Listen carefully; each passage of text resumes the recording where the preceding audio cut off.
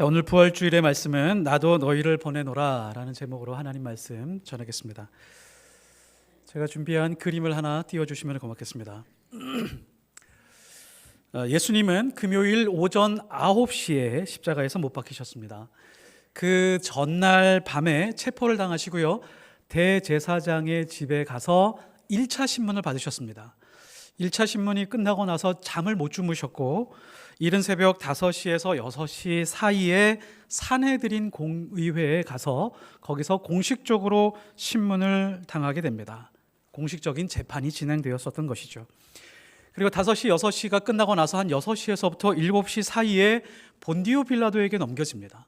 본디오 빌라도에게 가서 곧바로 채찍에 맞고 십자가를 지셨습니다.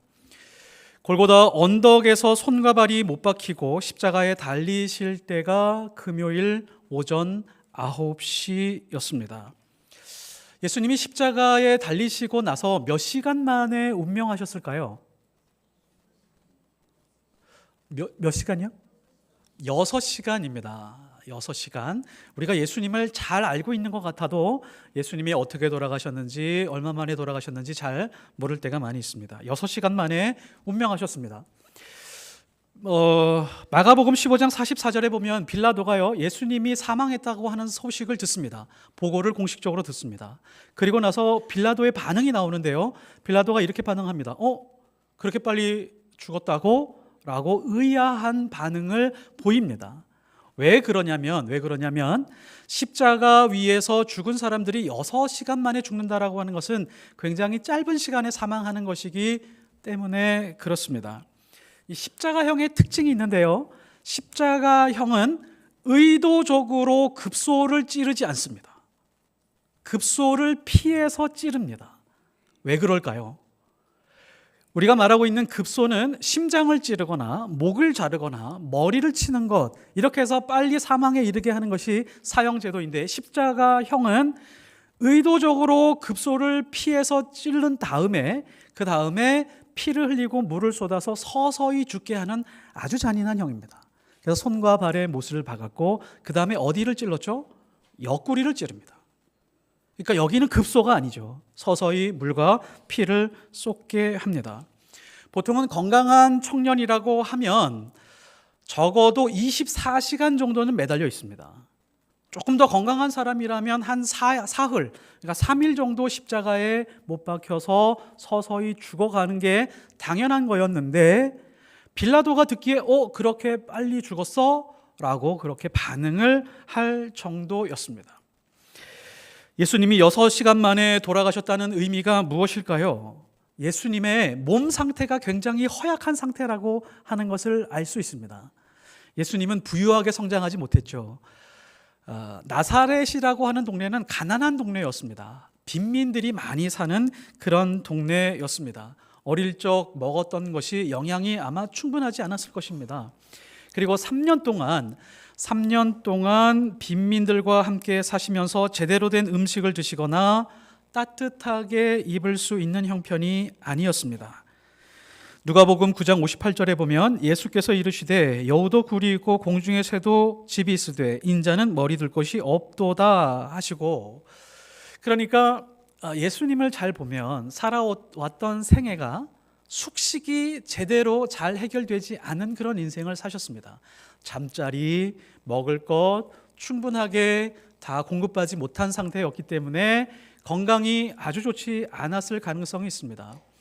말랐었고 또 힘도 그리 많지 않았을 가능성이 있습니다. 그래서 십자가를 메고 걸어갈 때 자주 쓰러지셨죠. 이것이 십자가 자체의 무게뿐만이 아니라 아마 옆에 있는 강도들은 자기가 자기 십자가 지고 골고다 언덕 위로 갔을 것입니다. 예수님은 지금 체력이 바닥난 상태이기 때문에 십자가를 지다가 여러 번 쓰러지니까 구레네 사람 시몬이 와서 그 십자가를 대신 집니다. 십자가 위에서 사지가 찢어지는 고통을 견딜 수 없어서 외치셨습니다. 뭐라고 외치셨죠? 엘리 엘리 사막다니, 나의 하나님 어찌하여 나를 버리셨나이까? 라고 외치실 정도로 그렇게 육체적으로 가장 크게 고통당하는 시간이었습니다. 지금 보시는 그림, 스페인의 화가 살바도르 달리라고 하는 사람이 그린 그림입니다. 지금까지 보아왔던 십자가의 그림하고 어떤 차이가 있을까요? 어떤 차이를 느끼십니까? 지금까지 보아왔었던 모든 십자가 그림의 시선은 사람이 정면으로 보는 것의 시선이었습니다. 저 시선은 어디 있죠? 하늘에서 바라보는 시선입니다. 모든 사람들의 예수 그리스도의 십자가 그림은 정면에서 보면서 예수 그리스도의 십자가 위에 있는 예수님의 고통에 집중되어 있습니다. 예수님이 얼마나 아프셨을까, 얼마나 고통스러우셨을까에 집중이 되어 있지만 이 그림은 누가 보고 있는 걸까요? 아버지가 아들이 죽어가고 있는 모습을 보고 있는 장면입니다. 아버지가 지금 자신의 눈앞에서 죽어가고 있는 자신의 아들을 보고 있을 때 그 아픔과 고통이 얼마나 클까요? 하나님은 지금 그리고 누구의 고통을 보고 있을까요? 하나님은 누구의 고통을 보고 있을까요? 물론 아들의 고통을 보고 있는 것은 당연하죠. 아들의 고통이 나의 고통입니다. 그러나 하나님은 지금 예수 그리스도를 보면서, 십자가에 달린 예수 그리스도를 보면서 예수님을 믿지 않고 이렇게 아들을 십자가에 달리게 함에도 불구하고 예수님을 믿지 않고 지옥으로 달려가고 있는 그 사람들을 보면서 고통스러워하고 계십니다. 우리의 시선이 하나님의 시선과 만날 때 우리의 감정은 어떻게 될까요? 그때 우리는 하나님을 사랑하게 됩니다. 우리의 시선은 어디에 있습니까? 하나님의 시선으로 보고 있을까요? 아니면 우리의 시선으로 혹은 사람의 시선으로 예수를 보고 세상을 보고 있을까요?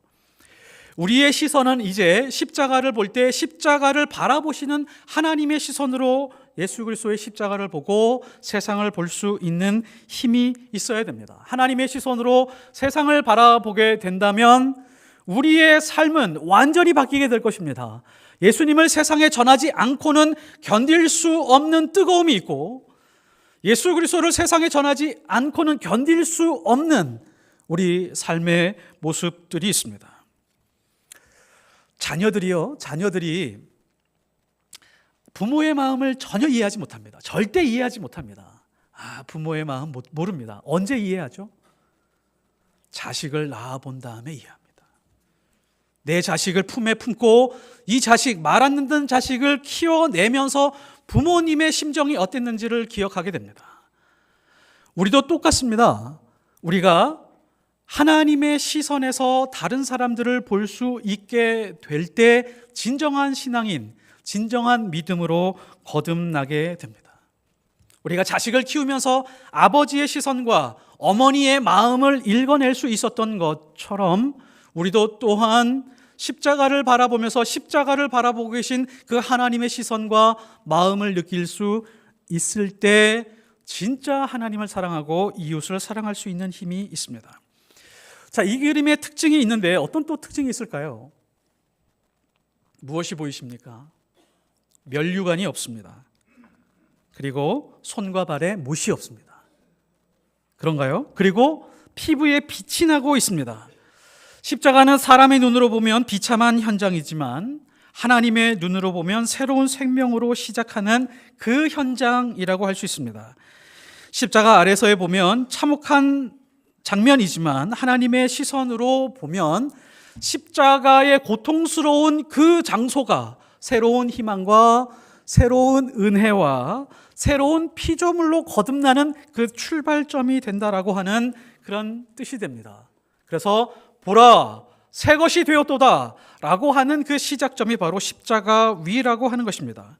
이 십자가 위에서 빛나고 있는 예수 그리스도의 몸, 이 몸은 죽음을 삼키고 있는 생명의 능력, 그리고 어둠을 지배하고 있는 빛을 보여주고 있습니다.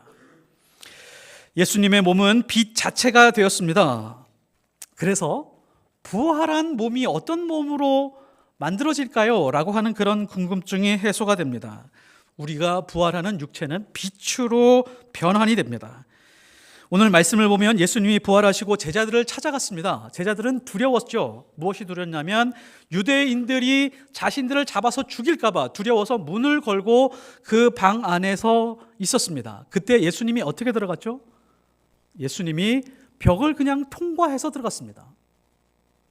자, 이것을 보면 부활의 몸이, 부활체가 어떤지를 말해주고 있습니다. 벽을 통과할 수 있는 몸인과 동시에 그리고 음식도 먹을 수 있는 몸이다라고 하는 것을 말씀하고 있습니다. 자, 우리 지구가 있습니다. 지구 100m를 파면 그 100m 안에 빛이 있을까요, 없을까요? 1km를 파면은 빛이 있을까요, 없을까요? 있을까요, 없을까요? 지구가 있습니다. 태양빛이 비추고 있고 반대편, 그 지구의 반대편 면에 빛의 입자를 발견할 수 있을까요, 없을까요? 있습니다. 그것이, 그 물질이 뭐냐면 태양의 입자 뉴트리노라고 하는 물질입니다. 땅속 깊은 곳에서도 그 빛의 물질, 태양의 빛을 발견할 수 있고요. 그리고 태양의 완전히 반대편, 지구 반대편에서도 그 지구를 관통해서 발견할 수 있는 그 빛의 물질이 있는데 이것이 바로 뉴트리노라고 합니다. 그러니까 예수 그리스도의 그 부활체라고 하는 것이 빛의 속성을 가지고 있고 공간을 뛰어넘을 수 있는 그런 모습으로 있습니다. 자, 그래서 예수님이 우리에게 말씀하신 너희는 세상의 빛이다 라고 하는 이 말씀 속에는 부활의 의미를 가지고 있습니다. 너희는 세상의 빛이다 라고 하는 의미는 땅 속에 들어가는 그 어두움, 그 칠흑 같은 어두움으로도 덮을 수 없고 어떠한 장애물도 다 뛰어넘을 수 있는 존재라고 하는 그런 뜻입니다. 너희는 이미 어떠한 죽음으로도 죽을 수 없는 존재가 되었다. 죽음과 상관없는 존재가 되었다라고 하는 것입니다. 이 의미를 알지 못하면 우리는 세상에 담대하게 나아갈 수가 없습니다. 베드로는 벽을 관통하고 오신 예수님을 보았고 예수님을 목격했습니다. 그런데 베드로와 제자들은 부활하신 예수님을 보았습니다. 그런데 어떻게 했죠?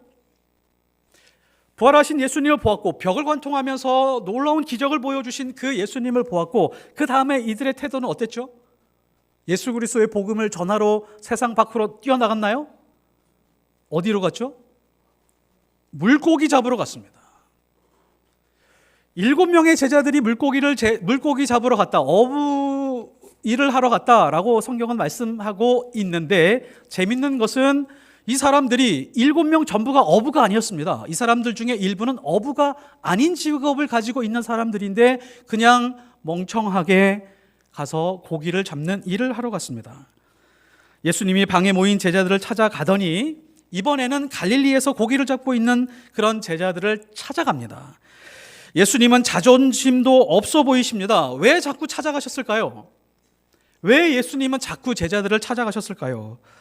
십자가 질 때는 부인하고 부활하고 벽을 뚫고 들어가도 예수님의 말씀을 귀등으로 듣지 않았던 그 제자들에게 배신감을 느낄 만한도 한데 전혀 그렇지 않습니다. 21절 한번 보실까요? 21절 다 함께 읽겠습니다. 자, 시작. 예수께서 또 이르시되 너희에게 평강이 있을지어다. 아버지께서 나를 보내신 것 같이 나도 너희를 보내노라. 왜 찾아가셨다고요? 나도 너희를 보내기 위해서 찾아가신 겁니다. 물고기를 잡고 있는 베드로에게 가서 예수님이 질문하신 게 뭐죠? 예수님이 질문하신 게 뭐죠? 내가 나를 사랑하느냐? 라는 질문을 하셨습니다. 이 질문은 이런 의미입니다. 내가 이제 하나님의 시선으로 세상을 볼 수 있는 준비가 되었느냐? 하나님의 마음으로 세상 사람들을 보고 품고 기도하고 복음을 증거할 준비가 되었느냐라고 하는 그런 뜻입니다. 나도 너희를 보내노라 라고 하는 의미는 이 어두운 세상에 들어가서 빛으로 살아줄 수 있겠니? 빛으로 살아간다라고 하는 것은 아까 말씀드렸던 것처럼 죽음을 뛰어넘은 존재이며 아무리 큰 고난과 절망 속에서도 죽을 수 없는 그런 존재로 살아간다. 그러니까 담대해라, 염려하지 마라, 두려워하지 말라라고 하는 그런 의미입니다. 부활하신 주님의 뜻은 우리가 가장 어두운 곳으로 보내지는 것입니다. 하나님의 시선으로 세상을 바라보고 사람들을 바라보면서 하나님의 아픔과 눈물을 가지고 살아가며 예수 그리스도처럼 세상에 나가서 빛이 되어 빛의 사명을 들고 살아가게 하는 것입니다. 어두운 세상으로 들어가서 소멸하지 않고 생명을 살리는 복음으로 사는 것이 부활하신 예수 그리스도의 뜻이었습니다. 나도 너희를 보내노라. 이 뜻을 충분히 깨닫고 살아가시는 하나님의 자녀들이 되시기를 예수 그리스도의 이름으로 축복합니다. 기도하겠습니다.